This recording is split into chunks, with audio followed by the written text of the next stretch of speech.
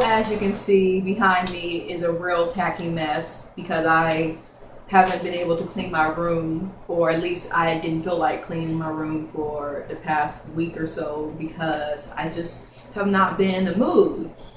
But I got a question last night asking if I ever do positive videos or if I am ever going to do a positive video. Well, let me just give you one short answer. Nope. Nope, nope, nope, nope, nope, nope, nope, nope. Because one, what is positivity to you? A black person, especially woman, pretending like everything is all right when clearly it's not all right, and there are reasons as to why that is. You know damn well, as a black person, in my case, an African American, you know damn well that there isn't anything positive about being in an anti-black, colorist, white supremacist society, especially a misogynistic one where it's patriarchy, patriarchy, but I am constantly being told, think positively. And you know what that means? It means your problems as an African American woman aren't important. They are trivial. Who cares that you have problems? Who cares that you deal with this and that? Who cares that you feel the way that you feel? Who cares that you are hurt, angry, confused, and upset? At the end of the day, your problems aren't that important. So just please think positive. Think positive, because your problems don't matter to me. And I would rather for you to pretend like everything is all right than to have to remind me that everything that's going on with you is not okay. And I have had so many people who I honestly believe have failed in helping me, or other people who have been telling them that they have issues, or they know that a person has issues and they ignore it or pass it off as just being crazy. Very ableist, very stigmatizing of mental illnesses and mental disorders. And after this weekend, I feel like so many people have failed. So many people have failed at trying to help me because their idea of help is giving me unsolicited advice that comes off as victim blaming and ends up making me feel worse than I have felt before, making me feel guilty, a sense of like no one values me or that I am not worthy. Friday, a girl told me, like I said in the last video, lower your standards. Who cares if this guy is being creepy? Who cares if he's being persistent? Who cares if you get up to leave and he's asking you to walk with him back to the dorm, or asking you if he can walk you back to your dorm and you're like, I'm fine? Who cares if you make it plain and clear that you are not interested? You're trying to be friends, but he keeps saying, no, I like you this way. Who cares if people are making jokes about him taking advantage of you? Who cares if people are saying, why don't you stay tonight? Who cares if someone is trying to encourage you to be with one person, but then discourages you to pursuing another person, which, you know, I kind of understand because this person clearly doesn't give a fuck. Who cares if you've been in a relationship before where it hasn't ended well because this person has said so many sexist and victim blaming / anti-black things and pass it off as a joke? Who cares if you were talking to someone and then they stopped talking to you because they were talking to another girl and told you that you were coming on too strong? But the moment that you backed off and the moment that you stopped giving a fuck and you were becoming more nonchalant about things and saying, hey, what's up, giving them a hug like any other normal person, but because you as a black girl weren't being chipper or wasn't like, hey, best friend, suddenly that's being mean because you're not performing to their needs. You're not performing in a way that they expect you to perform, that they can ignore in a white or non-black person. But if you are a black girl, a brown-skinned black girl, or a darker-skinned black girl, then obviously you have to basically be happy at all times. You have to pretend like you don't have problems, because whatever problems that you have, it's trivial. Because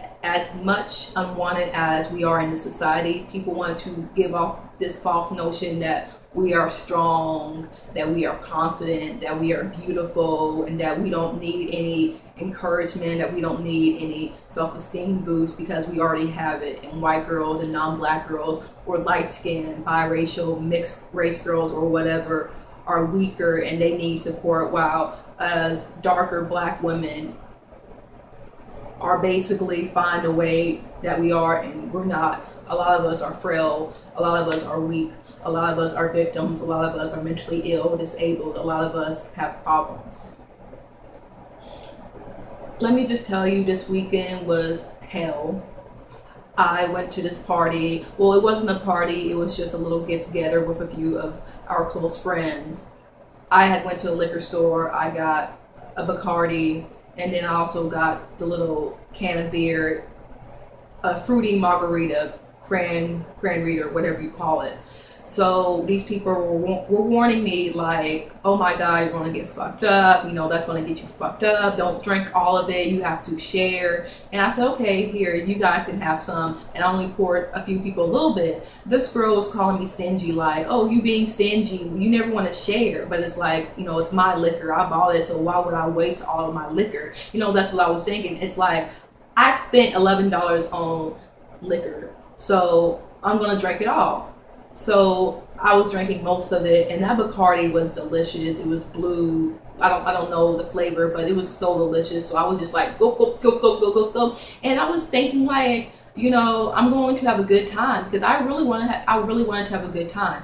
I don't drink all the time. If I drink, it's on the weekends or every other weekend or maybe a Thursday when we are having our turn up nights, honestly.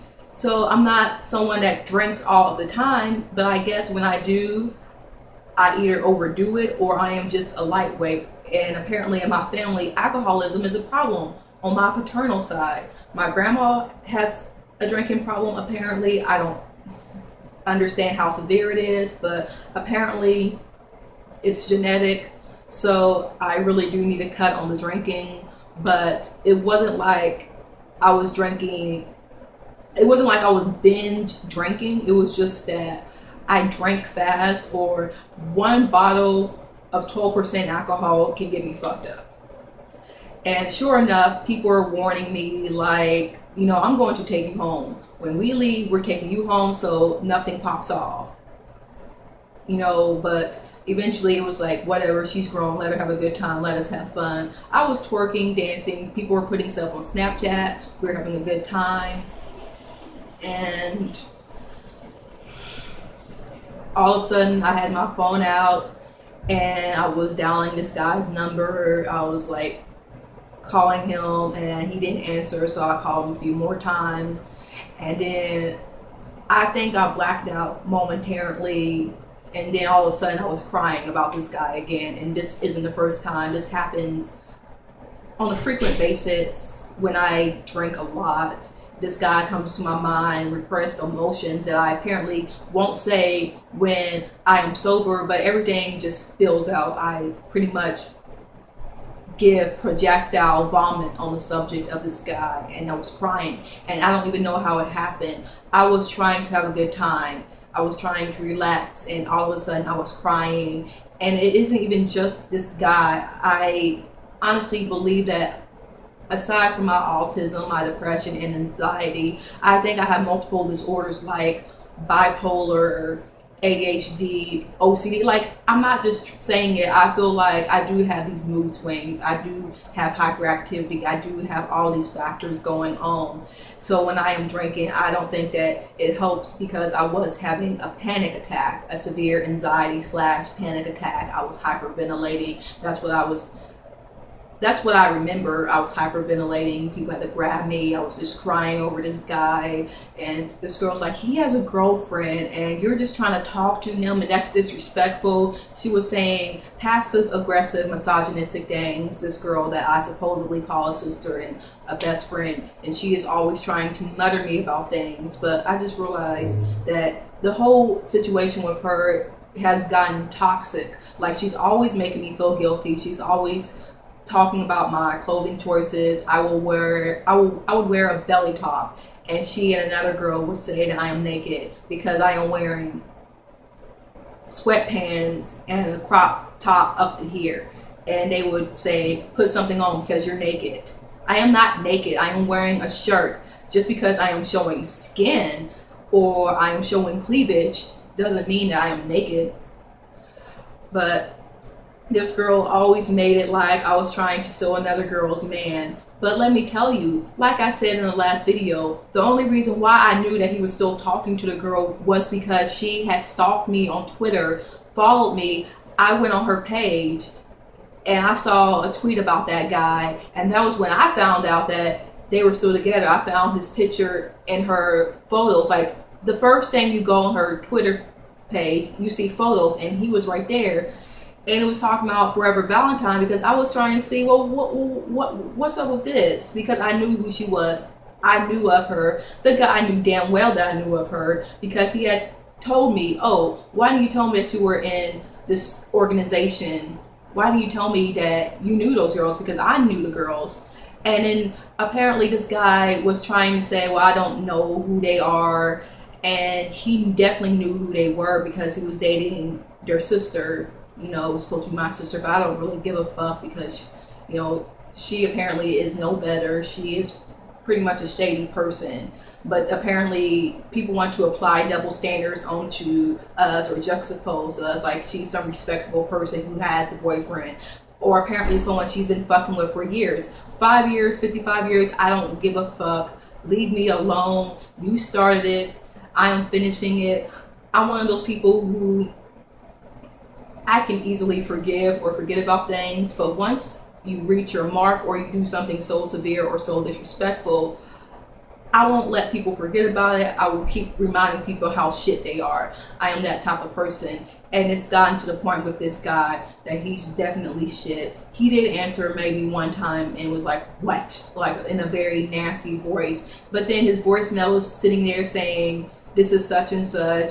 I'm not here. Talk to you later. God bless you. I hate those type of Christians that sit there and believe that they are so positive, but then want to insult and shame people that they believe are below them. And that's exactly the type of person he is. And this girl was like, well, I'm a Christian. Sweetie, you're slut shaming girls. You're using internalized misogyny by calling girls hoes or whatever. I don't care about the whole reclaiming the hoe and bitch thing. I understand that part, but you are saying it disparagingly and in a very nasty, misogynistic manner. And then you want to say that you're a Christian. Baby girl, you're no better than me. You smoke, you drink, you wear belly tops, you do everything that I do. The only difference is that you're you and I'm me. We're different people, but we do the same shit. You're no better than me. I'm no better than you. Well, maybe I have a better personality than you. Maybe I'm a nicer person, but really, you're no better than me when it comes to the type of person that I am and the type of person that you are. And then it's not so much that I'm trying to disrespect her, but then the whole situation is like, oh, she's gonna kick your ass and she hates you and she's talking about you, and I know that she's talking about me. And it's like, it has nothing to do with the guy, but how disrespectful that she's being, and how this guy literally lied and never told me that he knew this girl, because I knew damn well that there was a girl that I knew of. I have never met her, that he apparently was either dating, that was his girl. Like, no one fucking even answered me. I asked several times, is that his fucking girlfriend? People were like, I don't know, what are you talking about? I said, is that his fucking girlfriend or his sister? Like, the fuck? And everyone's like, I don't know. And that was last year when we had a fashion show. And I never looked at him that way. I didn't even look at him because there was someone else that I was into. And then I was basically in like a short-lived relationship.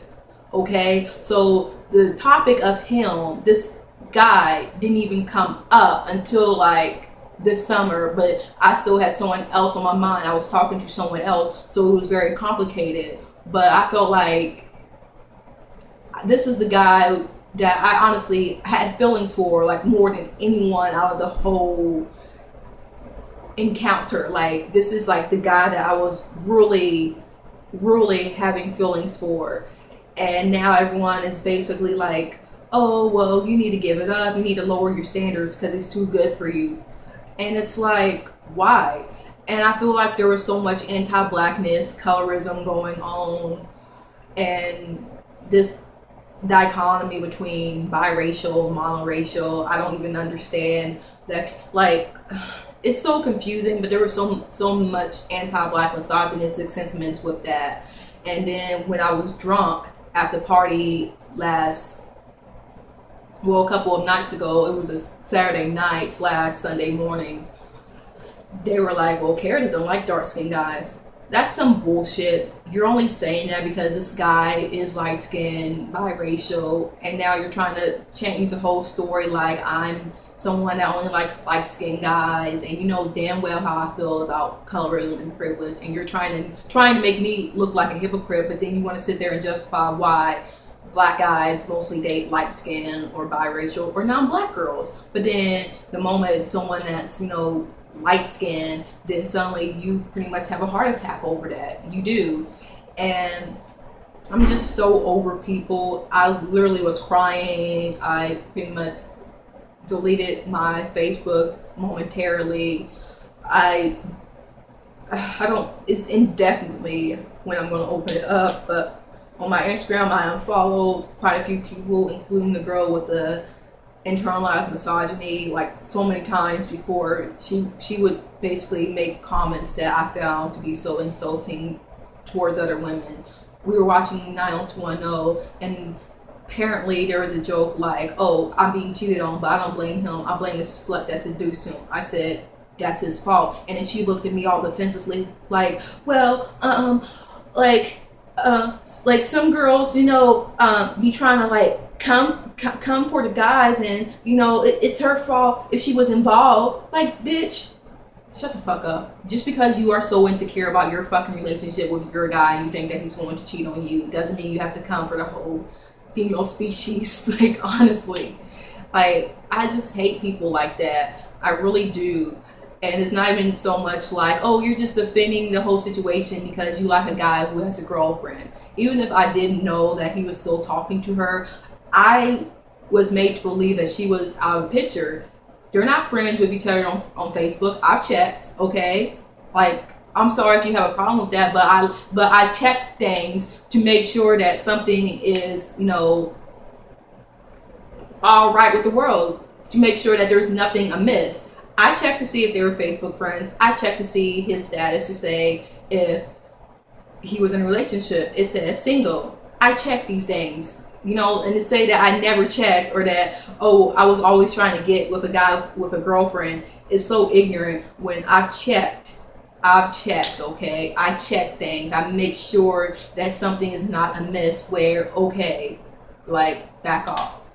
This guy was just someone that I like talking to. I never really talked to him in a way where, oh, we are such close friends, but I don't know, there's something about this person that I felt was soothing. Like, this is a person that I feel was compatible with me, my personality, and I really like that about him. But he's just so, I don't know, like a pod person. He's like that guy in that 1978 version, The Pod People, or Invasion of the Body Snatchers with Jeff Goldblum, where this wife was crying because her man was being so distant. Of course, that's not my man, but you get the picture. Like, he was just like that guy. Check the movie out because you'll know what I am talking about. He is just he's a pod Negro. He is a pod Negro. He's just just stiff.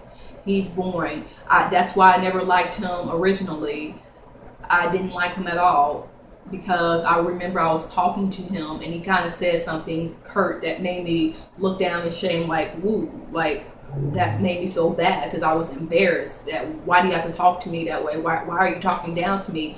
But then as someone with Asperger's, I thought, you know, I can't really make that assumption. Maybe I'm being a little prejudiced because of my views of colorism and light skin privilege, and I'm basically using some sort of self-fulfilling prophecy by trying to make him out to be this very terrible person, and he could be awesome. So I kind of felt guilty, like, I don't want to just leave this person hanging. If we are in the same social circle, I'm not going to pretend like he doesn't exist. I'm going to be at least friendly to this person and let him know that, hey, I acknowledge you. So when he was graduating, I was congratulating the people I was close to, and then he was just standing there just looking around. So I was like, okay, you know, congratulations. It was awkward. He said something and it was kind of awkward, kind of like a very negative charge between us two, like like that I don't know, like a Sims game type of interaction where, you know, negative above our head. I don't know, like it's just weird. I don't know, because I did look at him a certain way when I first saw him. I thought he was cute, and I am not someone that's just like he's cute. But when I saw him, I thought, wow, he is so handsome. He's good looking, just like everyone else. And at first, I thought about talking to him or getting to know him, but then I thought, yeah, he just doesn't seem like someone that I would get along with, or he just doesn't seem like the type of person that I would find compelling.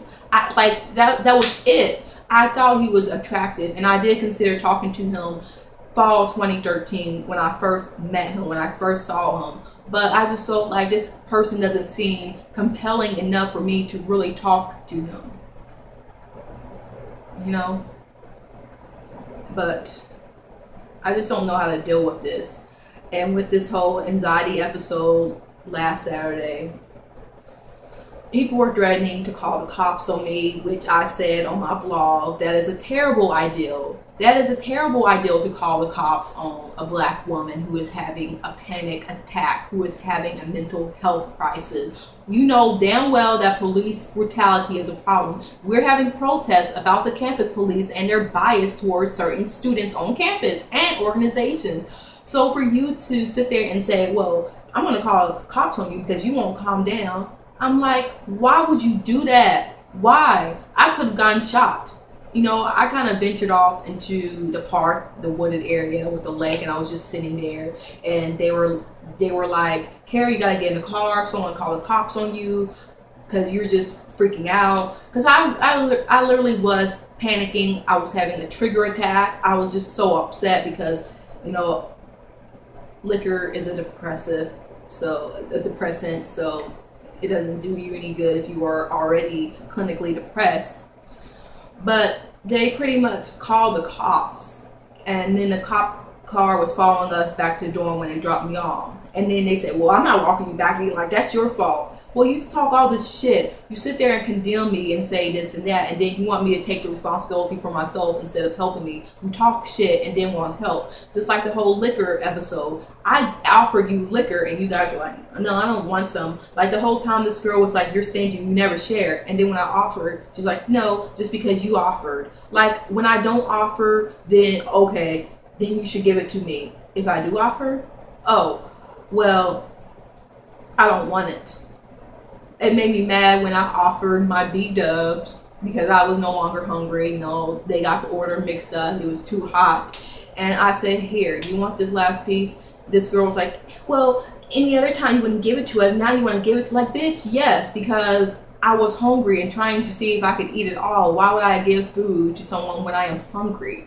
And it made me mad that she's like, well, now you want to offer. Yes. If I offer something, don't you think you should at least accept it or not accept it? Instead of getting mad when I don't offer it, I don't consent for you to take something that doesn't belong to you. I don't get it. But yeah, it's just so hectic and harrowing. I want to continue about this, how at the party I was crying, calling for this guy, saying that I want him here. And I just want to talk to him, and it was just bad. It was really bad, and I don't usually say this about myself when I am drunk. I usually have a good time, but it was honestly like I had a bad trip. I honestly did. I had a bad fucking trip on liquor, and honestly, if you've ever felt like you had a trip, just a bad trip, it is not a good feeling at all. So when I am outside just panicking, convulsing, having a trigger panic attack, and people are saying I'm going to call the cops, okay, that's going to make things worse, especially to a black person, because they think I'm going to get shot, I am going to get killed, I am going to get arrested. They are not sympathetic towards people who are black, disabled, and mentally ill. I don't care what your stigma on. I don't care what your stigma of mental illnesses is. You know, people are mentally ill, and that's okay. You know, you want to defend the fact that, oh, well, yeah, pit bulls are known for being vicious and aggressive, but only if you don't raise them right or only if you don't take care of them. Okay, but what about people with mental illnesses or psychiatric disabilities? What about some of us who may have violent tendencies, who may become aggressive, who may become very uncontrollable when we have our moments of being triggered? And then you say, oh, this person is crazy, shoot that person, or take them away, lock them up, or don't look at them as humans, they're animals. What about us? Because I guarantee you, there are people who are violent. You have, and violent doesn't mean they are going to hurt you or kill you. It just means that they can get very aggressive and they're dangerous to themselves. But other times, people will sit there and say, these are bad people, but then they will defend dogs and say, oh, they're not vicious. I know that's just a stereotype, but you are more comfortable around an inherently aggressive dog than a person with a mental illness, and you should be ashamed of yourself for that. You really should. And I'm not a dog hater. I just don't feel comfortable around dogs I do not know, okay? So just stop it. But the police, they don't give a fuck, man. They see a person having a mental health crisis, they're not going to say, oh, okay, just calm down. No, they're going to use excessive force. They may shoot them, like the whole Walter